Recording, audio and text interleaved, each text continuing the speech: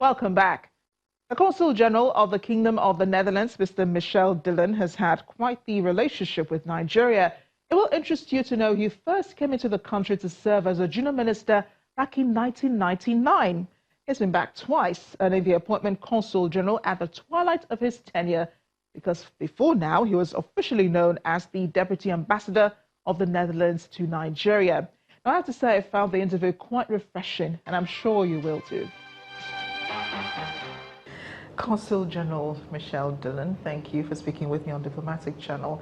This is not your first time in Nigeria. In fact, the first time you were in Nigeria was in 1999 when you were second secretary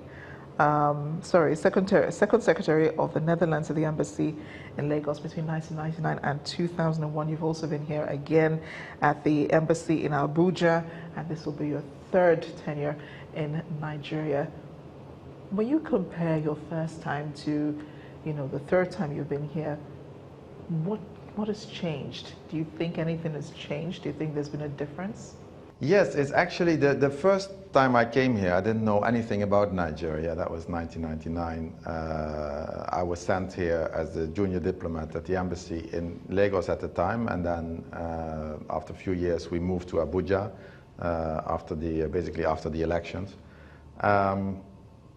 And that was, in a way, different. I didn't know exactly what to expect.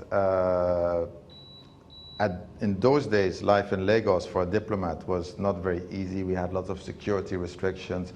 You couldn't leave the islands. You needed to have police escorts and so on. So I was actually quite pleased when they decided that we all moved to Abuja. Because from Abuja you can see more of Nigeria, meaning you take your car, you go to Kano or Kaduna or Jos, and at the time that was perfectly normal. Now we have more security constraints there.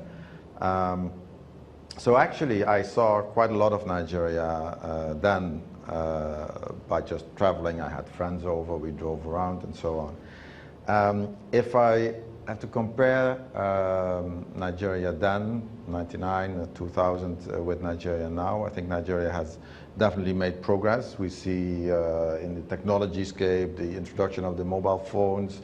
I see quite a lot of more shopping malls. In those days you had to sort of change money physically by bringing dollars or euros to the bank.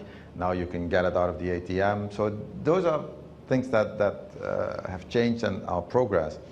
But there are unfortunately other things that are still hampering Nigeria's development. And I was not in Nigeria for a period of about 11, 12 years. I came back and I was surprised to see that, for example, the electricity issue was still not solved, or that roads are still, let's say, challenging and full of potholes and so on. Because I thought that would have been fixed basically in that time period. I remember very well when I left Nigeria, we had the discussion on the debt, Nigeria's debt towards the Paris Club. And a few years later, the largest part of Nigeria's debt was cancelled. And that gave Obasanjo's government at the time exactly a boost to do more, to invest more. For example, in electricity, or for example, in roads and healthcare and so on. And it probably happened at the time, but if you then see through the course of time, either the impact hasn't been big enough, or Nigeria is so big as a country that even that amount of money could not really provoke change. So I see that the government is basically still struggling with how to push the economy forward, and that is a big challenge. So that's basically one of the things I see now. There's progress in, for example, the investment climate, but still we're not yet there. Well, the embassy of the Netherlands in Nigeria is very big on trade and investment. You are our second top trading partner, of course, depending on which month and which quarter of the year you're checking the figures. And the Minister for Foreign Trade and Development Corporation, Excellency Sigrid Kaag, said that Dutch companies have been here even before Nigeria's independence. How has that partnership survived over the years? The economic policies, the change in government, and everything else? The private sector, because this is private sector trade, has always been very resilient. And Dutch people are traders.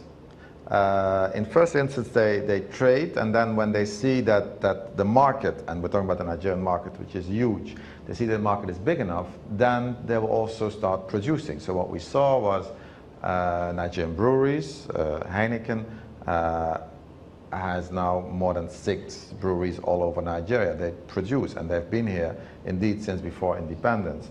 Unilever, same story. Peak Milk, Wamco, same story, because they see the market, and they're not, it doesn't really matter what the political situation is, because we're talking about fast-moving consumer goods, food and drink. And in a way, of course, people will always eat and drink, so that happens.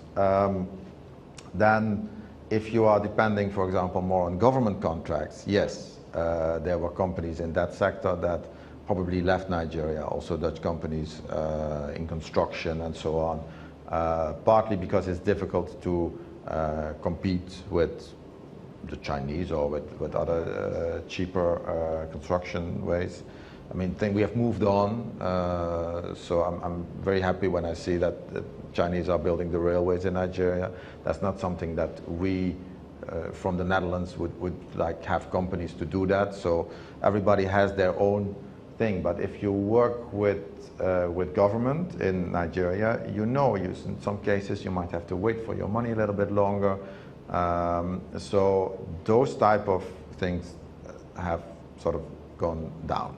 But on the other side, what we see is that dredging companies, companies in the consumer goods, and a lot of also ICT has really come up. You mentioned the trade numbers. What is, of course, in a way distorting that a little bit is the oil and the refined products, because lots of Nigeria's oil is exported to the Netherlands. And Nigeria imports petroleum, so PMS and diesel. And that is, well, let's say that's how things are now, but that's probably not how things will be in the future. If the Dangote refinery comes on steam and it's finished, then Nigeria will have its own big refining capacity. So what I always consider with my job is to push for trade in the non-oil sector. Basically, oil is a global market, and buying and selling happens without the intervention of an embassy. But there are other sectors, for example, agriculture, but also culture, creative industry, and also ICT and services, whereby an embassy can still play an important role in linking up companies and seeing how we can also make sure that the trade numbers in the non-oil sector are growing, because that is much more sustainable on the long term. I'm not saying that trade in oil is bad, not at all. Some people will sometimes say, oil in Nigeria is a curse because the money ends up maybe in the wrong places. I think Nigeria is very lucky to have oil, because with the money from the oil, you can build up your economy. The money from oil exports allows you to invest in roads, to invest in education, to invest in healthcare, to invest in agriculture. And those are roles that the Nigerian government should play, because they are the recipients of the oil revenues. So I think in that way Nigeria has been lucky, but we also know there's a counter side to it, that there were certain times in Nigeria's history when that money simply disappeared. So I hope that we are now in a time when that money can be made to productive use. Because we also know that we are moving towards a situation on the planet whereby we want to move away from fossil fuels. So we will still use oil, but less. We will use gas and then go into different forms of energy. We still have a fellowship program at the embassy in Abuja. It used to be called the Netherlands Fellowship Program. Now it's the Orange Knowledge Program. It's basically the same, whereby every year we send more than 100 Nigerians to the Netherlands to do all kind of trainings, from short-term vocational to master degrees and everything in between. We're focusing that now a little bit more on agriculture and also water management, for example. So education is key. To come back to infrastructure, we are not going to build a bridge in Nigeria, but we hope to train the next generation of Nigerian engineers who will build that bridge themselves. Here's our stop on the program this week. Now, I'm always looking forward to your comments. Please send them to @Amarachi_Ubani or @ChannelsTV. It's all on Twitter. Thanks again for watching. I'll see you next time.